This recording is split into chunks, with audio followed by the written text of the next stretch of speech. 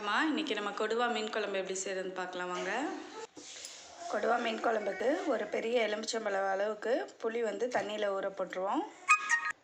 கொடுவா மீன் 1/2 கிலோ மசாலா போட்டு மஞ்சள்தூள் போட்டு குழம்பு மிளகாத்தூள்லாம் போட்டு பரட்டி வச்சுருக்கோம். கொஞ்சம் உப்பு சேர்த்து சின்ன வெங்காயம் நான் ஒரு 5-6 நறுக்கி வச்சுருக்கோம். 2 தக்காளி பழம் நறுக்கி வச்சுருக்கோம். மிளகா பச்சை மிளகா 3 கீரி வச்சுருக்கோம். கடாய் நல்லா சூடாயிடுச்சு. இப்போ நம்ம எண்ணெய் ஊற்றிக்கலாம். நான் இன்றைக்கி கடலெண்ணெய் ஊற்றி மீன் குழம்பு வைக்க போகிறேன். 3 ஸ்பூன் எண்ணெய் ஊற்றிருக்கேன். நல்லா காயுது. எண்ணெய் நல்லா சூடாயிடுச்சு. இப்போ நம்ம வெந்தயம் 1 ஸ்பூன் போட்டுக்கலாம். வெந்தயம் நல்லா பொரியட்டும். சோம்பு 1 ஸ்பூன் போட்டாச்சு. நறுக்கி வச்சுருக்கக்கூடிய சின்ன வெங்காயத்தை போட்டு நல்லா கரண்டியால் கிண்டணும். பச்சை மிளகாய் போட்டுக்கலாம். 2 தக்காளி பழம் நறுக்கி வச்சு சேர்த்துருக்கோம். வெங்காய தக்காளி நல்லா வதங்குது.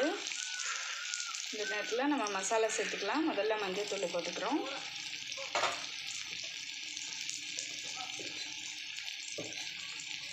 ஜீரகத்தூள் 1 ஸ்பூன் போட்டுக்கிறோம். வீட்டில் அரைச்ச குழம்பு மிளகாத்தூள், தனியா மிளகாய் எல்லாம் கலந்து அரைச்சது அது போட்டுக்கிறோம். மசாலா நல்லா எண்ணெயில் மிக்ஸ் பண்ணிக்கிறோம். இப்போ கரைச்சி ரெடியாக வச்சுருக்க புளி கரைசலை சேர்த்துக்கலாம்.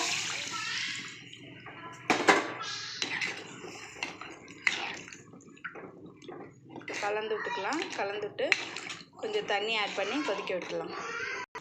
பாருங்கம்மா, குழம்பு நல்லா கொதி வருது. இந்த ஸ்டேஜில் நம்ம கழுவி சுத்தம் பண்ணி மசாலா கொஞ்சம் போட்டு பரட்டி வச்சுருக்கோம் இல்லையா, இந்த மீனை குழம்புல போட்டுடலாம். மீன் எல்லாமே ஒன்று ஒன்றா எடுத்து போட்டாச்சு. இப்போ நல்லா கொஞ்சம் மூடி வச்சிடலாம். அடுப்பை சிம்மில் வச்சுட்டு மூடி வச்சு வேக வைக்கலாம் 2 நிமிஷம். பாருங்கள், நல்லா மீன் போட்டாச்சு. இப்போ குழம்பு நல்லா கொதிக்குது. 2 நிமிஷத்துக்கு மேலேயே ஆயிடுச்சு. இப்போ நம்ம கொத்தமல்லியில் கொஞ்சம் சேர்த்துக்குவோம்.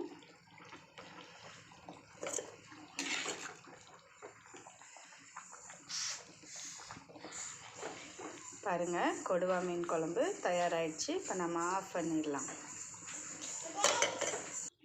பாருங்கம்மா, சுவையான கொடுவா மீன் குழம்பு தயாராகிடுச்சு. நல்லாயிருக்கும். இது மாதிரி செஞ்சு பாருங்கள்.